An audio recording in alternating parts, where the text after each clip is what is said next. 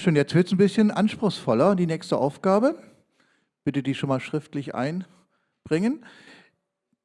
Die Zukunft der FMEA, wie sieht die aus?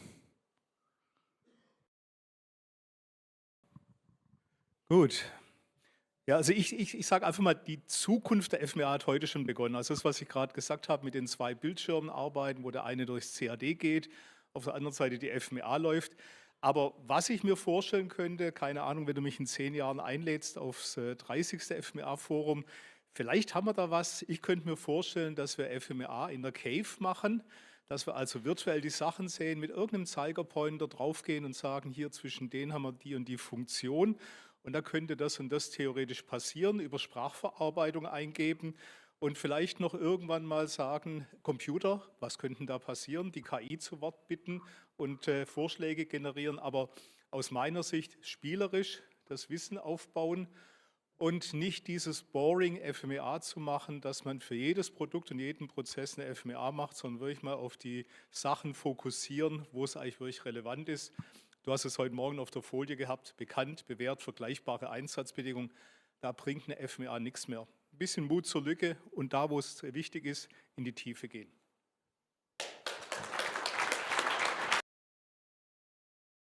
Es geht um die Zukunft der FMEA. Sie wird meiner Meinung nach nicht sterben und sie wird auch nicht durch den Menschen, die Moderation wird auch nicht durch die KI ersetzt.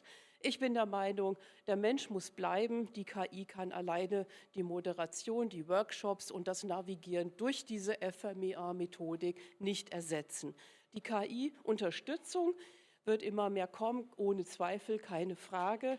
Aber sie soll nur genutzt werden, um die zeitliche Effizienz zu unterstützen, um Wissensspeicher noch mal schneller hervorzuholen, wenn es darum geht, Dinge zu hinterfragen. Aber der Mensch ist und bleibt einfach wichtig, ganzheitlich die Themen zu reviewen, zu hinterfragen, ob das Ganze, was denn dort erarbeitet worden ist, auch richtig ist.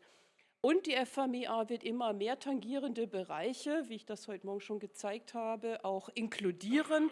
Sie kann nicht mehr alleine gesehen werden. Das heißt, es geht immer mehr in Richtung Robotik, Autonomie, immer mehr Bequemlichkeit des Menschen im täglichen Gebrauch. Insofern ist die FMEA gerade für die Autonomie, Robotik auch ein wichtiger Punkt, hier auch Anwendung zu finden. Mein Schlusssatz ist, FMEA muss sinnvoll sein, lasst die Kirche im Dorf, wo sie nicht sinnvoll ist. Dankeschön. Okay, Zukunft der FMEA.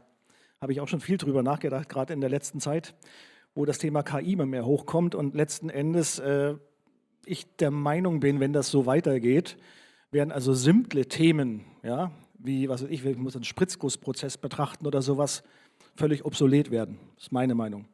Es wird wahrscheinlich sehr, sehr viel von KI generiert werden können, beziehungsweise vorhandenes Wissen einfach ausgewertet und reingebracht werden können.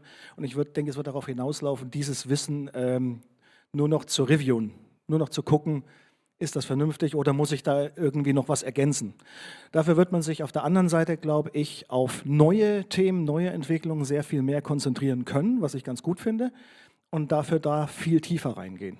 Das würde ich so denken. Also ich glaube, dass in Richtung KI unser Job ein bisschen wegfallen wird. Also zumindest diese FMEAs werden wegfallen, wo jeder Teilnehmer gelangweilt ist, weil er das schon zum 1000. Mal besprochen hat.